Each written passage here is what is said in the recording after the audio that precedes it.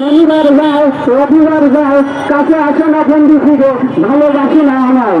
তো আসলে 2018 সাল যায়, 2020 সাল যায়, 2024 সাল যায়, আওয়ামী লীগ সরকার অনেকটাই বলা যায় ছাত্র সমাজকে ভালোবাসে না, তাই কাছে আসে না, ছাত্র সমাজের অধিকার বাস্তবায়ন করে না। আপনারা অবগত আছেন, এই ছাত্র সমাজ দীর্ঘদিন থেকে আন্দোলন করে আসছে।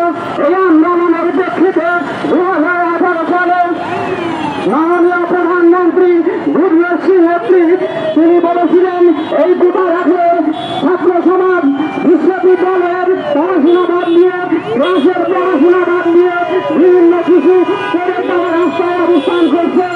এই কোটা যদি রাখি তাহলে তারা পরবর্তীতে বিভিন্ন আন্দোলন করবে, ছাত্র সমাজের পড়াশোনা ব্যাহত হবে।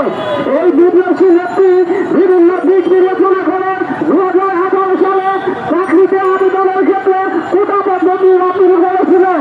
আপনারা জানেন, সেই সময় ছাত্র সমাজ কোটা সংস্কার চেয়েছিল, কিন্তু গুরজর সিং তিনি ডিরেক্ট কোটা বাতিল করে দিয়ে বাংলার যে বৈষম্য ছিল সেই বৈষম্য বাতিল করে দিয়েছিল, ছাত্র সমাজকে সুন্দরভাবে বাঁচতে সুযোগ করে দিয়েছিল। কিন্তু অত্যন্ত দুঃখ পরিতাপের বিষয়, আজকে দীর্ঘ 5-6 বছর ধরে সেই জননেত্রী প্রধানমন্ত্রী শেখ হাসিনা যখন রাষ্ট্রীয় ক্ষমতায়, সেই সময় কিভাবে একজন ব্যক্তির পরিপ্রেক্ষিতে হাইকোর্ট কোটা পদ্ধতি বাতিল করে পুনরায় কোটাকে হল করে, এটা ছাত্র সমাজের বৈষম্য নয়।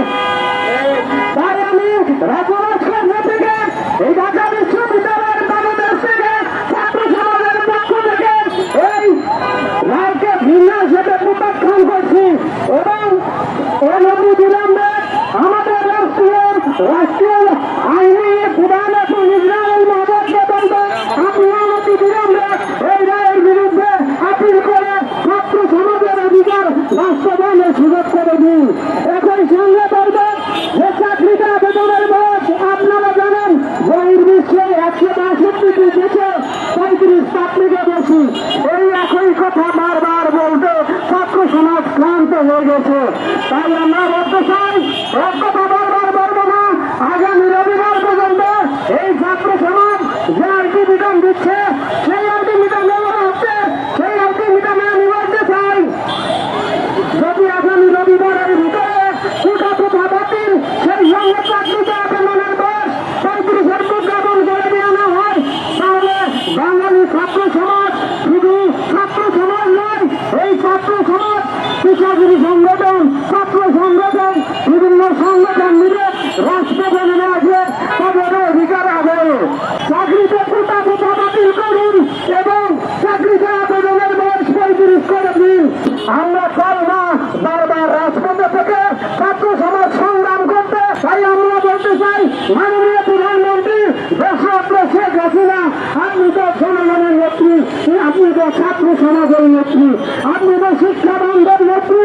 তাই আপনি আমাদের এই ছাত্র সমাজের কথা